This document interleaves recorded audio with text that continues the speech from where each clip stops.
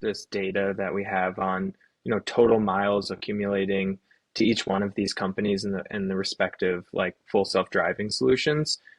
How far ahead do you think Tesla is when you look at this data advantage and then also the training capacity that they're now building up? Obviously, these, two other companies, they potentially have the training capacity behind the scenes. I don't know if they do. Do they? Do you know?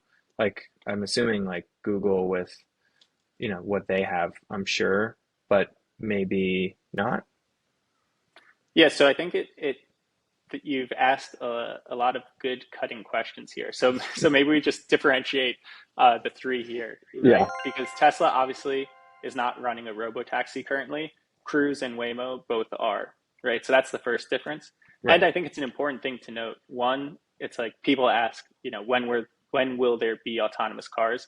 The answer is they're already here, right? So it's possible, they're operating, people are paying for them. The real question is, how long does it take to scale? And so that's kind of the, $1 trillion question, if you will. And so that's really why Tesla is going about it in a different way and collecting data from, people like you who've bought the vehicle and are driving it in real world conditions. And so then going back to the other question you asked is, why does Tesla need this compute? What about Cruise and Waymo? So they likely do need the compute, but if you look at the amount of data, um, It's not maybe they're not nearly. right. So maybe they're not actually compute constrained. Maybe they're still data constrained. And so, Mm, why is a million miles? It's just an easy thing to measure. But really, you can think about it in terms of corner cases or accidents. And it's like, how many novel things are you seeing in a million miles? Um, and every 14 hours, Tesla could be seeing 2 to 3 interesting things, whereas maybe Cruise is seeing interesting things every 3 months, and Waymo's seeing every interesting things, every 2.4 years. And again, this is real world data, and all of these companies are simulating and doing things like that. But if you could simulate all of the corner cases, then that's almost the equivalent of autonomous driving being solved, right? The fact that you don't know what they are means you can't simulate them. And that's really why this real world data is so important. And then my last question, just to kind of really hammer this home.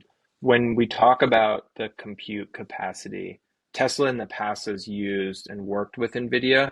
And do you think they'll still plan to work with NVIDIA and this is more supplemental compute that they're building with Dojo?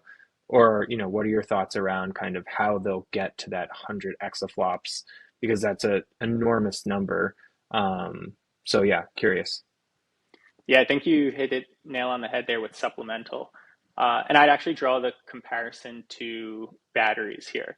And right when Tesla came out and they said, we're going to build a battery factory, everyone's like, oh, that's bad for Panasonic. And they're like, whoa, no, no, no, no. They're like, we're going so fast that we want Panasonic to build as fast as possible.